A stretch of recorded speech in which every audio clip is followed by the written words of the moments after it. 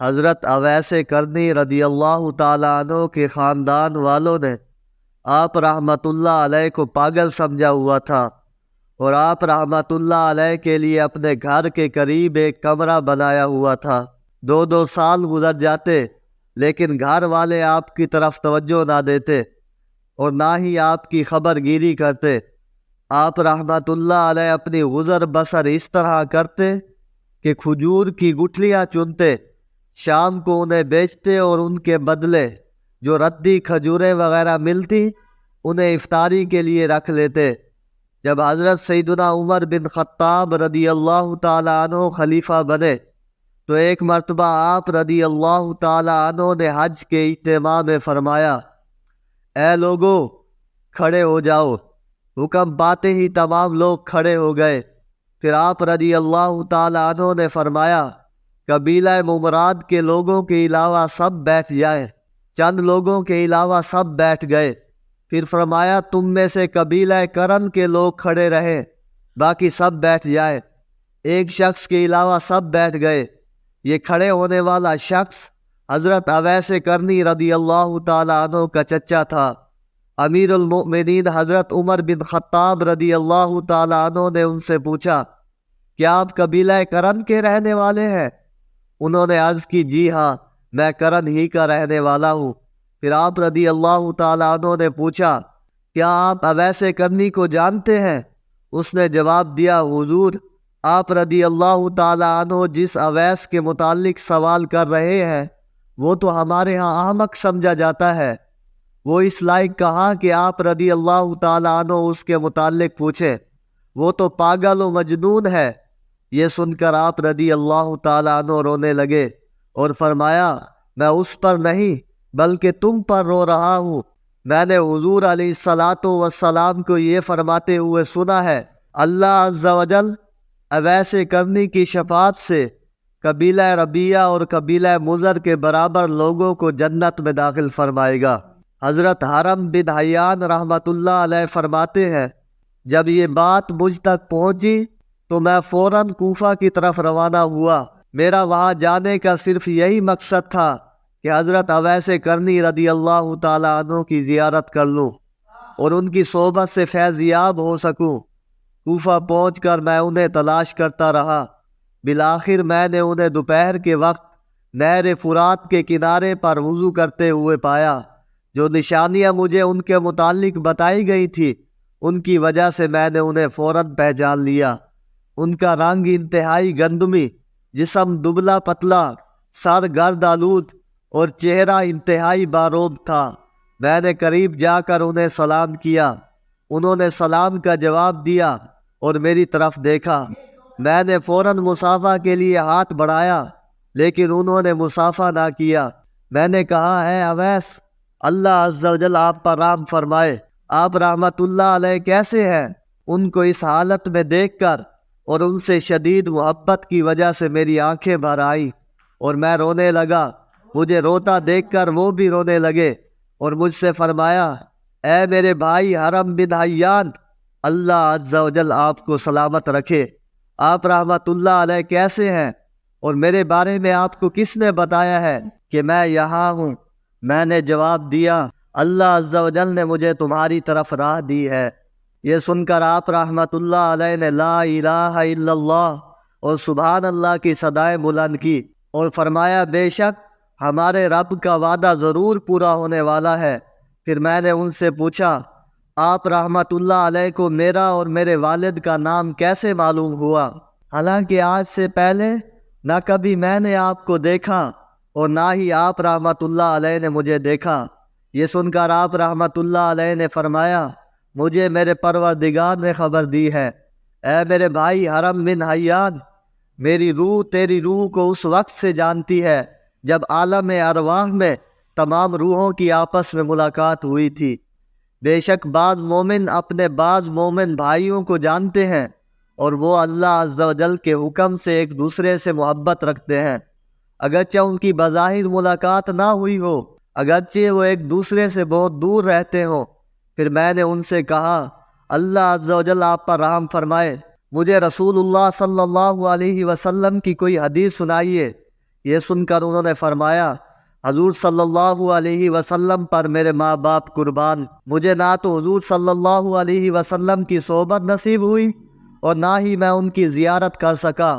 ہاں، اتنا ضرور ہے کہ میں نے ان عظیم ہستیوں کی زیارت کی ہے جن کی نظروں نے میرے آقا کو دیکھا ہے۔ میں اس بات کو پسند نہیں کرتا کہ اپنے اوپر اس بات کا دروازہ کھولوں کہ لوگ مجھے محدث، مفتی یا راوی کہیں۔ میں لوگوں سے دور رہنا چاہتا ہوں اور اپنی اس حالت پر خوش ہوں۔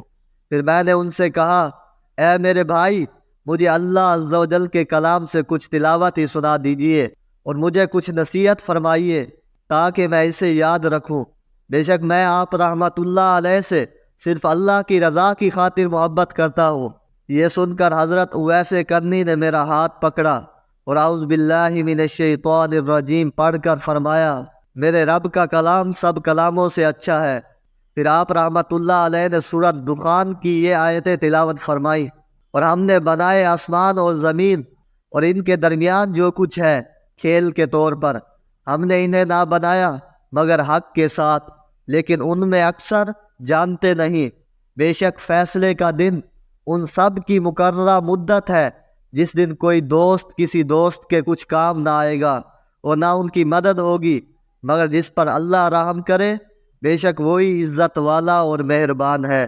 آپ رحمت اللہ علیہ نے یہ چند آیتیں پڑھی، پھر ایک زوردار چیخ ماری۔ میں نے گمان کیا کہ شاید آپ رحمت اللہ علیہ بے ہوش ہو گئے تھے۔ جب انہیں کچھ ہوش آیا تو فرمانے لگے، اے ابن حیان، تیرا باپ فوت ہو چکا ہے، ان قریب تو بھی اس دنیا سے رخصت ہو جائے گا، پھر یا تو تیرا ٹھکانہ جنت میں ہوگا یا پھر معاذ اللہ جہنم میں۔ اے ابن حیان، تیرا باپ حضرت آدم علیہ السلام اور تیری ماں حضرت حوا رضی اللہ تعالی عنہ اس دنیا فانی سے جا چکے۔ خلیفہ اول امیر المومنین حضرت سیدنا صدیق اکبر کا بھی انتقال ہو گیا، اور میرے بھائی اور دوست خلیفہ ثانی امیر المومنین حضرت عمر فاروق کا بھی وصال ہو گیا۔ جب میں نے یہ سنا تو فوراً کہا، حضور یہ آپ رحمت اللہ علیہ کیا فرما رہے ہیں؟ حضرت عمر فاروق تو ابھی حیات ہیں، ان کا ابھی وصال نہیں ہوا۔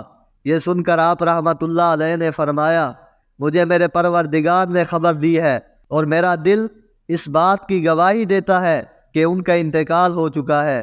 ان قریب میں اور آپ بھی اس دنیا فانی سے رخصت ہو جائیں گے۔ پھر آپ رحمت اللہ علیہ نے حضور علیہ السلام کی تعریف کی اور آہستہ آواز میں دعائیں مانگنا شروع کر دی۔ پھر فرمایا، میری ایک نصیحت ہمیشہ یاد رکھنا، قرآن مجید میں تمام احکامات آ چکے، تمام انبیاء کرام کا اس دنیا سے کوچ کر جانا ہمارے لیے ایک بہت بڑی نصیحت ہے۔ ہمیشہ موت کو یاد رکھنا، اپنے دل کو دنیا میں نہ الجھانا، اور جب تو یہاں سے اپنی قوم کے پاس جائے تو انہیں عذاب آخرت سے خوب ڈرانا اور کبھی بھی جماعت سے دور نہ ہونا۔ اگر تو مسلمانوں کی بڑی جماعت سے جدا ہو گیا تو دین سے جدا ہو جائے گا، تجھے معلوم بھی نہ ہوگا اور تو جہنم میں داخل ہو جائے گا۔ پھر فرمایا، اے میرے بھائی، تو اپنے لیے بھی دعا کرنا اور مجھے بھی دعاؤں میں یاد رکھنا۔ اس کے بعد آپ رحمت اللہ علیہ اللہ عز و جل کی بارگاہ میں دعا کرنے لگے، اے میرے پروردگار، حرم بن حیان کا گمان ہے کہ یہ مجھ سے تیری خاطر محبت کرتا ہے اور تیری رضا ہی کی خاطر مجھ سے ملاقات کرنے آیا ہے۔ اے اللہ عز و جل، مجھے جنت میں اس کی پہچان کرا دینا اور جنت میں بھی میری اس سے ملاقات کرا دینا۔ اے اللہ عز و جل، جب تک یہ دنیا میں باقی رہے اس کی حفاظت فرما اور اسے تھوڑی ہی دنیا پر راضی رہنے کی توفیق عطا فرما۔ اے اللہ عز و جل، اسے جو نعمتیں تو نے عطا کی ہیں ان پر شکر کرنے والا بنا دے، ہماری طرف سے اسے خوب بھلائی عطا فرما۔